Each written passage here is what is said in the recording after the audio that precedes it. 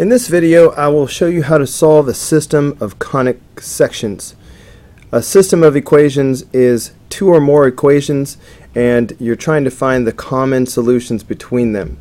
Now, back in the day, you solved systems of linear equations where you'd have one line, and then you'd have another line, and then the solution would be the intersection between them like that. Alright, and maybe it was a point like 1, 3. But now we're not dealing with linear equations.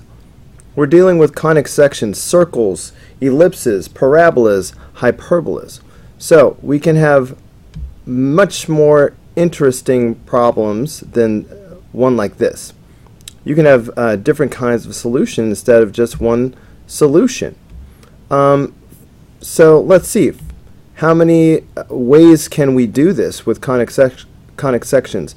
I believe we can have 0 or 1 or 2 or 3 or 4 solutions. I think we can do it all those ways. In fact, let me make a little chart out of it. I'm going to spread it out a little bit more. 0, 1, 2, 3, or 4. Okay, here comes my chart. For this set of examples, I'm just going to stick to a circle and a parabola. Those are my conic sections. So imagine I have a circle and then a parabola that went like this. So hopefully you can see that there would be 4 solutions. 1, 2, 3, 4, because of those 4 intersection points. Alright, now let's go for 3 solutions. So 3 intersection points. So again, here's my circle, and here comes the parabola. See if you can visualize it before I draw it. What if the parabola came down and the vertex just barely touched, like right there? Then I'd have an intersection point here, and here, and here. So 3 solutions. Okay, how about 2 solutions? Alright, well there's my circle again, and here comes my parabola, and ba-boom. 2 solutions. Okay, how about 1 solution? Alright, here's my circle, and imagine that my parabola went like this.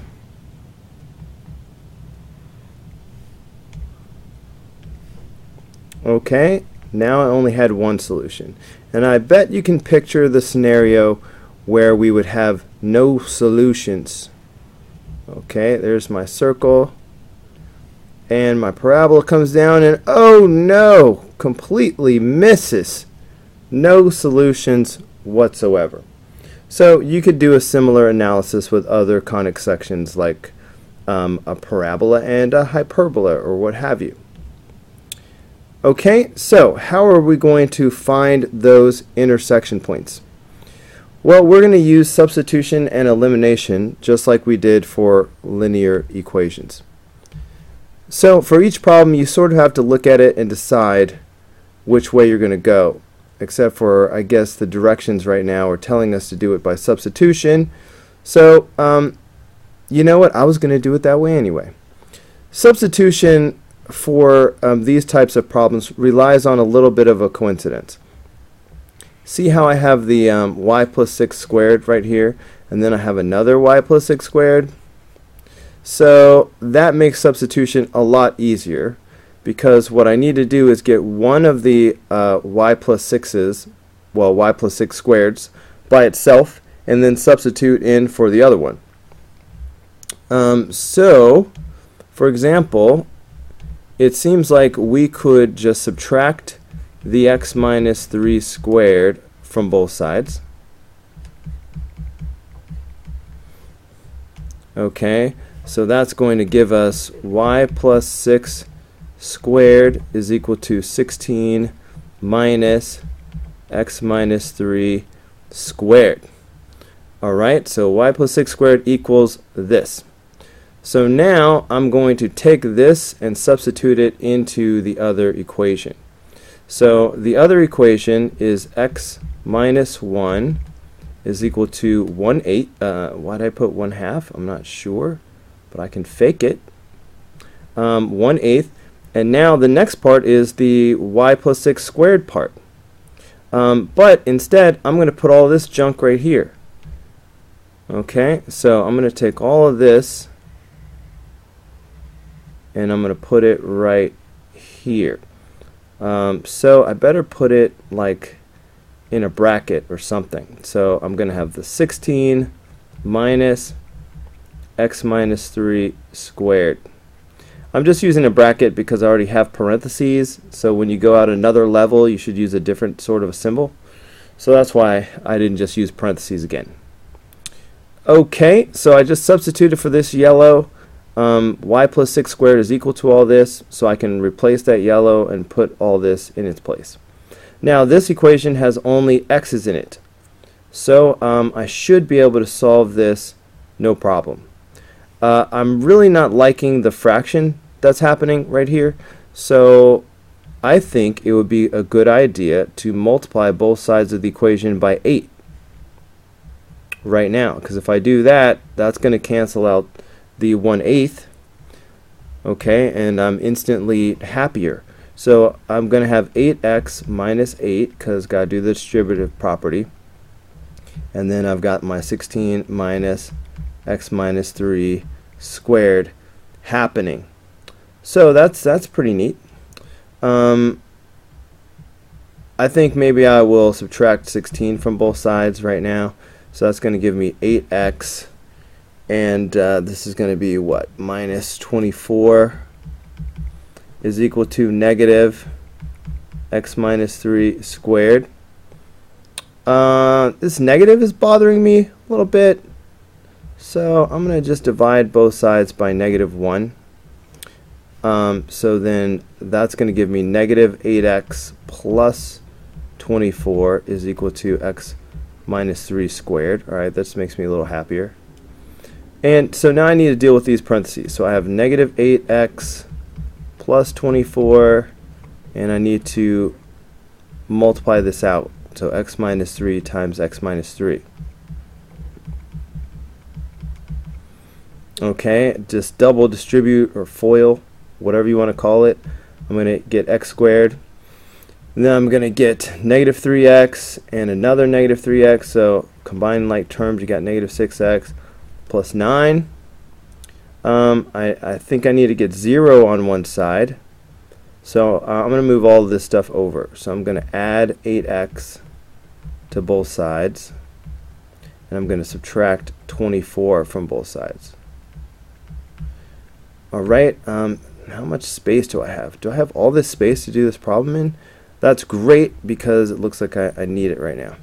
So I'm going to make a new column. So now I have 0 equals x squared plus 2x minus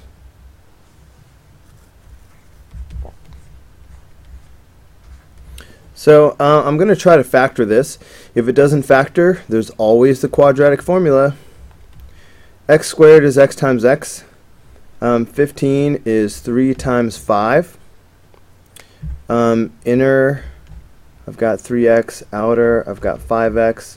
I'm trying to get a positive 2. Okay, so a negative 3 and a positive 5 will do it. Alright, and that gives me negative 15 as well. So that's great. So now we factored it, and we will set each of the factors equal to 0. So that will give me x is equal to 3 and x is equal to negative 5. So look guys, these are just the x values. So as I think about my solutions, I feel like randomly changing colors now. I'm going to do my final answer in gray. So understand that I've got x values, but these x values need y values. So right now I've got 3 comma something, and I've got -5 comma something. I need to know what the y values are. How am I going to get the y values that go with these x values? Well, I will go back to the original equation. Well, it's not the original equation. Is this an original equation? It's pretty close to an original equation. I'm going back to this, and I'm going to substitute my x values in one at a time, and I'll get the y values that go with them. So let's start with 3. If I substitute in 3, let's see, I think I'll do this in purple.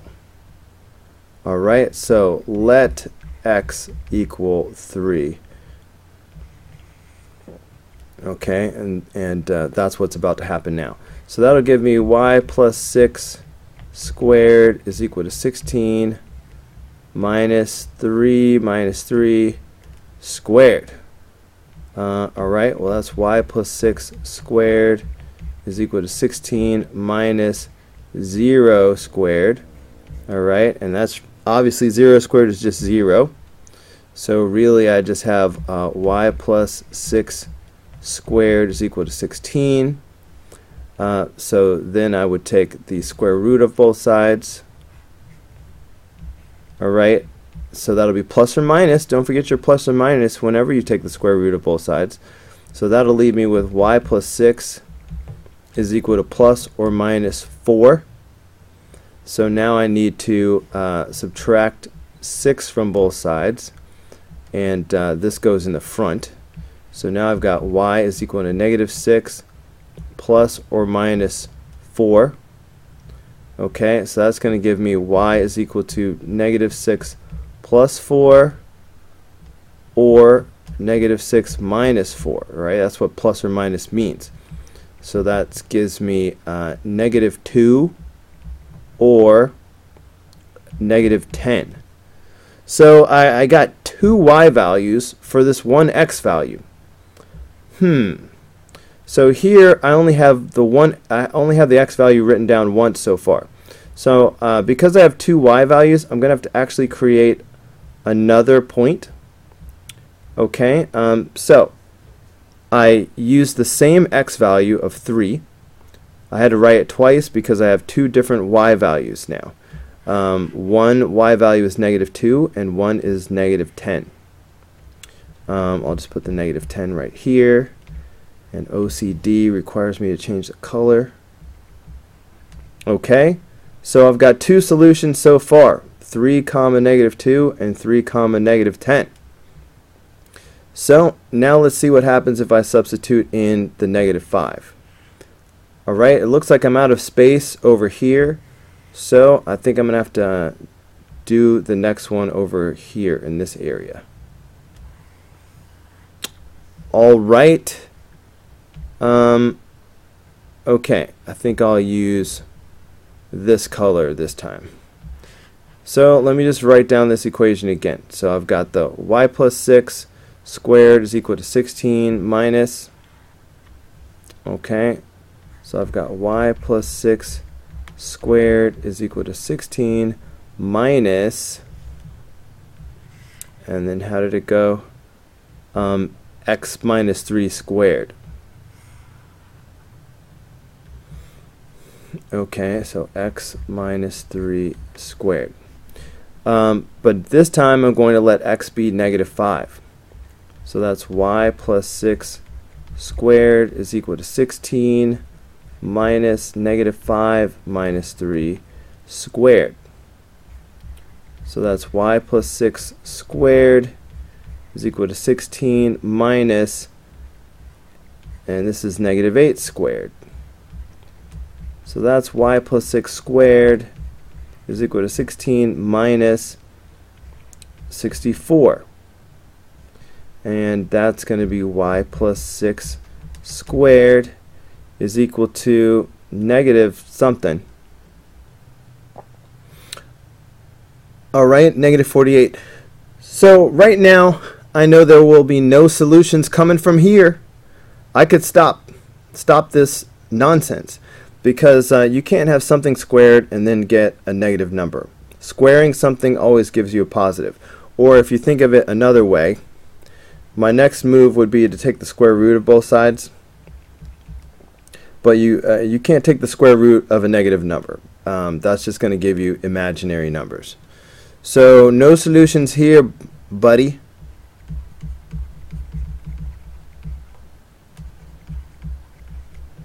Womp womp.